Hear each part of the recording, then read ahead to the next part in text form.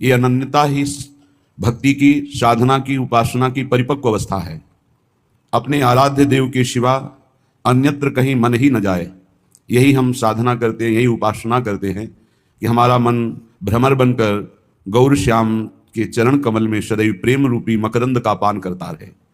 हे सखी, गौर श्याम चरण कमल पर मेरे नेत्र रूपी मन रूपी भंवरे सदैव लपटाने रहते हैं। ऐसी रूप माधुरी का रंग चढ़ा है कि बिना ही मोल के हम बिक गए।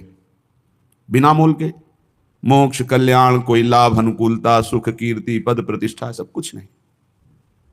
जैसी भी परिस्थिति हो उसको हम सहेंगे, राधा राधा कहेंगे, आपके सिवा अन्य किसी की तरफ आंख उठाकर भी सहयोग के लिए नहीं देखेंगे। ये बहुत कृपा से समिट पाता है उपासक। नहीं फैले सो जमाना, समिटे सो आशिक। ऐसा समिट पाना गुरु कृपा पात्र, भगवत कृपा पात्र में ही यह देखा जाता है कि वो अपनी अंतःकरण की वृत्तियों को समेटकर युगल सरकार के चरणों में समर्पित कर दिया। जैसे भ्रमर अन्य पुष्पों में मडराकर भटकता हुआ जब कमल पे पहुंचता है तो पराग की अधिकता और कमल की प्रियता, ये दोनों भ्रमर को आसक्त किए हुए थे और भ्रमर आपाक होकर के उसमें बंद हो जाता है। ऐसे हे सखी, मेरे नेत्र, मेरे मन गौर श्याम चरणारविंद में पूर्ण रूप से आसक्त हो गए हैं। सखी, अगर कहीं किसी भी कारण एक क्षण के लिए भी विस्मरण का आभास भी हो जाए तो प्राण व्याकुल हो जाते हैं। ऐसा मन आसक्त हो गया है कि दीन होकर एक ही बात मांगता है कि एक पलक झपकने के लिए भी कभी हम आपका विस्मरण न करें। एक लगन लगी रहे निस दिन, सुनत न और बखाने, तन धन धाम कछु नहीं सूझे, ये सूरति रूप रस शाने। जब प्रिया प्रीतम के चरणारविंद की लगन लगी तो बोले, न तन की शुद्धि, फिर और लौकिक संबंध, लौकिक भोगों की तो बात है क्या, एक मात्र के आनंद समुद्र रूप छाया हुआ है। नख सिखलो अंग अंग माधुरी, श्यामा श्याम की नख सिखलो अंग अंग माधुरी में हे सखी हमारे नेत्र, हमारे मन पूर्ण समर्पित हो गए हैं। कैसा उपासक का मन हो गया, कैसे नेत्र हो गए। श्यामा श्याम की रूप माधुरी पे अनन्य बिना मोल के बिक गए। हर समय रूप माधुरी का पान। तो कोई पूछ सकता है कि क्या उनको ये स्त्री पुरुष जड़ चैतन्य नहीं दिखाई देता क्या? हर समय श्यामा श्याम, तो सत्य मानिए केवल श्यामा श्याम ही दिखाई देते हैं, क्योंकि केवल वही हैं। ये जो हमें जड़ चैतन्य दिखाई दे रहा है, स्त्री पुरुष दिखाई दे रहा है, अच्छा बुरा दिखाई दे रहा है, ये मायाकृत चश्मा है अभी। इसलिए हमें त्रिगुण की दृष्टि प्राप्त होने के कारण त्रिगुणात्मिका माया दिखाई दे रहे, लेकिन मायापति मायाधीश जो विराजमान वो नहीं दिखाई दे रहे। जब गुरु प्रताप से दिव्य दृष्टि जागृत होती है, ये गुरु प्रताप से होती है। श्री गुरुदेव की चरण नख चंद्रिका का ध्यान करने से हृदय के दिव्य नेत्र खुल जाते हैं। श्री गुरु पद नख मणिगन ज्योति, सुमिरत दिव्य दृष्टि तह होती। उसी हृदय में दिव्य दृष्टि का प्रादुर्भाव होता है जो गुरुदेव भगवान की चरण नख चंद्रिका का ध्यान करते रहते हैं। बंदो गुरु पद पदुम परागा, सुरुचि सुबास सरस अनुरागा।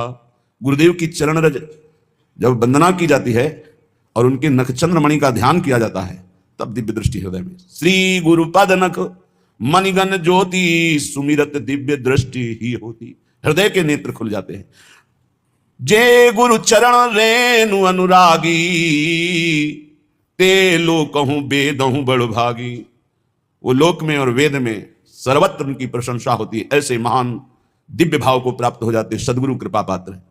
गुरु प्रसन्न साहब अनुकूला, मिटी सकल कल्पित भय शूला। कल्पनात्मक भय शूल सब नष्ट हो गए, क्योंकि गुरुदेव प्रसन्न तो साहब अनुकूल हो गए। साहब अनुकूल हो गए तो माया का भाव खत्म। जहां माया खत्म तो जिधर देखे उधर प्रिया प्रीतम ही दिखाई देते। भगवत रसिक जी महाराज बड़े दिव्य महापुरुष हैं। ये कह रहे हैं यदि आप माया के वशीभूत हैं तो आपको स्त्री पुरुष जड़ चैतन्य ये जगत दिखाई देगा, और यदि भक्ति के वशीभूत है तो आपके हृदय में सदगुरु शब्द के प्रभाव से इष्ट का चिंतन, इष्ट दिखाई देंगे। माया जीवे बस करे। अगर स्त्री पुरुष जड़ चैतन्य दिखाई देता है तो अभी माया का प्रभाव है, भक्ति का भी रंग नहीं चढ़ा। माया जीवे बस करे, भक्ति करे बसीस। भेद बतावे भागवत गावे सप्तातीश। गावे सप्तातीश सुने समुझे नहीं प्राणी। झगड़ करे मत बाद बाद ही आयु बिहानी। सुत बित बनिता सदन कियो निश्चय निज काया। त्यों क्यों पावे पार परे भगवत की माया। भगवत ऋषि जी महाराज कह रहे हैं, जब जीव माया के अधीन होता है तो उसको स्त्री प्राण प्रिय, पुत्र प्राण प्रिय, शरीर प्राण प्रिय, मकान प्राण प्रिय, रुपया प्राण प्रिय, ऐसे माया के वशीभूत हुए जीवों को साक्षात सामने भगवत स्वरूप विराजमान पर भी वहां दृष्टि नहीं पड़ती, केवल शरीर पर दृष्टि रहती है, शरीर आसक्त रहता है, बाह्य दृष्टि रहती है, इसलिए वो प्रभु को नहीं देख पाता है। सारी आयु पूरे के पूरे श्वासें जो अमूल्य हैं इन्हीं के बीच में नष्ट कर देता। मेरी पत्नी, मेरा पुत्र, मेरा शरीर, मेरा मित्र, मेरा भाई, मेरा मकान, मेरी संपत्ति, अब ये कर लिया, ये कर लूंगा, अब ये पा लिया, ये पालूंगा, ये माया। भक्ति करे बस ईश, जब भक्ति का रंग जागृत होगा तो भगवान अधीन हो जाएंगे, उसके अंदर समस्त भागवत गुण आ जाएंगे जो श्रीमद् भागवत में वर्णन किए गए हैं। श्रीमद् भागवत में जो धर्म का स्वरूप 37 लक्षण बताए गए हैं वो उसमें जागृत हो जाते हैं। ये नए नए झगड़े करके, नए नए वाद विवाद करके भक्ति संबंध में भी जो एक दूसरे से द्वेष करते रहते हैं, घृणा करते रहते हैं, ये बेचारे हैं, जानते नहीं हैं एक ही परमात्मा स्वरूप है। जब भक्ति का रंग आता है, बड़े कृपा पात्र हैं जो सुलझा हुआ सत्संग प्राप्त हो जाए, नहीं तो भक्ति भी उलझा देती। अगर शुद्ध भक्ति का बोध नहीं है तो उन वचनों में ऐसी मायाकृत आसक्ति होती कि सामने वाला उलझ जाता है, वो समझ नहीं पाता कि सत्य का मार्ग क्या है। जब सत्य का मार्ग नहीं समझ पाता है तो अपराध बन जाते हैं, अपराध बन जाते हैं तो माया वैसे ही फिर अपना प्रभाव दिखाती है, कुछ लाभ नहीं मिलता। जीव के हृदय में जब भक्ति का रंग चढ़ेगा तो वासना फीकी लगेगी, संसार में सब कोई अपना प्रभु ऐसा भाव आने लगेगा, तो जानना हमारी शुद्ध भक्ति आ रही। फिर वैष्णव जन को देखने से तो ज्यादा हमारा भाव बढ़ना चाहिए। सातों सब मुहिमय जग देखा पर मोते अधिक संत कर लेखा। पर बड़ा विचित्र है, हम देखते हैं कि मन की वृत्ति को ऐसा फांस दिया जाता है कि वो कमजोर उपासक जिसको शुद्ध ज्ञान नहीं है वो शुद्ध भक्ति की तरफ बढ़ ही नहीं पाता, वैर विरोध कर लेता है। गुरु कौन? जो साफ संतों में भगवत बुद्धि कर दे। संत कौन? जो संसार के विषय राग को मिटाकर भगवान का अनुराग प्रकट कर दे। ये माया में फंसे हुए जीव ऐसे माया के लड्डू खा रहे हैं कि पूछो मत, और पेट कभी भरेगा नहीं क्योंकि माया के लड्डू हैं। खावे नहीं पछताए सो, भूत के लड्डू कैसे? खावे नहीं पछताए सो और खावे सो पछताए, ये जग लाडू भूत के दुह भांति दुख पाए।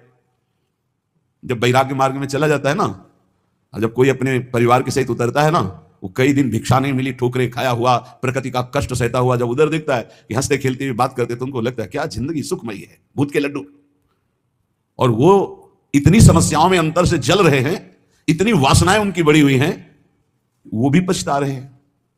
कितने ऐसे सत्संगी कहते अगर पहले सत्संग मिल गया होता ना, हम संसार में ही नहीं फंसते, निकल जाते। जो संसार से निकाले जा रहे हैं वो उधर देख रहे हैं, छुप के देख रहे हैं, भूत के लड्डू। बहुत विचित्र।